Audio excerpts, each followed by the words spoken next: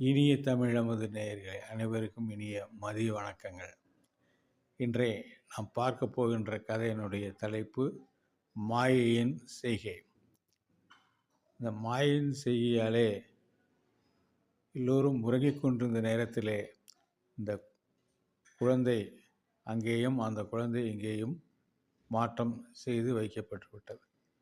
இங்கே அரண்மனை ஜெயிலிலே போடப்பட்டிருந்த வசுதேவர் தேவகி இடத்திலே இருந்து கொடுக்கப்பட்ட அந்த குழந்தை அழ ஆரம்பித்ததும் அந்த ஜெயிலுக்கு வெளியே இருந்த அரண்மனை காவலர்கள் விழித்து கொண்டனர். விழித்து கொண்டு ஓடோடி போய் உடனடியாக கம்சனிடம் இந்த மாதிரி தேவகி குழந்தை பிறந்திருக்கிறது என்று சொன்னார்கள். அதை கேட்டவுடன் இவனுக்கு அடி வயிற்றிலே பயம் பிடித்து கொண்டது.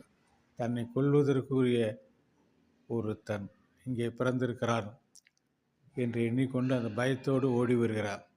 ஓடி வந்து பார்த்த பொழுது தேவகிக்கு பெண் குழந்தை அருகில் இருக்கிறதை பார்த்தவும் அவருக்கு ஒரு பெருமூச்சு. இருந்தாலும் இதை நாம் விட்டு வைக்கக்கூடாது என்று அந்த பெண் குழந்தையை தூக்கி கொண்டு அங்கே இருக்கிற பளிங்கு சுவரிலே ஓங்கி அடிப்பதற்காக அந்த குழந்தையை தூக்கினார்.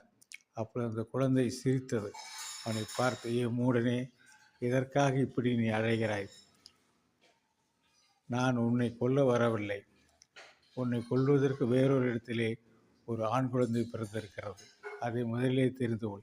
இதற்காக வீணாக இந்த குழந்தைகளை எல்லாம் கொன்று பாவத்தை சேர்த்து கொண்டிருக்கிறாய் என்று சொல்லி அவன் கையிலிருந்து பிடுங்கி கொண்டு விடுவித்து வேலையை கிளம்பியது பார்த்தோமே. ஆனால் அந்த இடத்துல 8 தலையோடு சேர்ந்த அந்த ஆதிபராசக்தி அந்த இடத்திலே பார்த்தான்.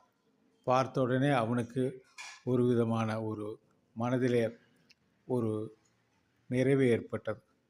நம்மை கொல்வதற்கு இந்த குழந்தை பிறக்கவில்லை என்று தெரிந்ததும் நாம் செய்தது தவறு என்று தேவகியிடம் வசுதேவரிடம் மன்னிப்பு கேட்டார்.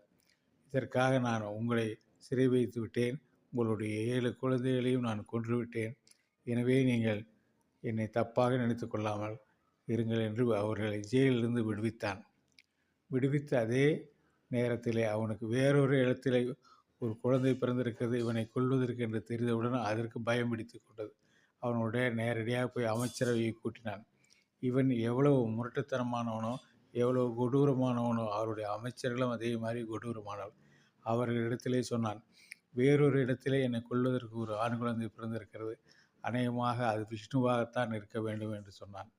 அவர்கள் அந்த அமைச்சர்களெல்லாம் சொன்னார்கள், இந்த விஷ்ணு என்று இருந்தால் அவர் இந்த முனிவர்களிடத்திலே, ரிஷிகளிடத்திலே, அந்தணர்களிடத்திலே, பசுக்களிடத்திலே தான் இருப்பார்.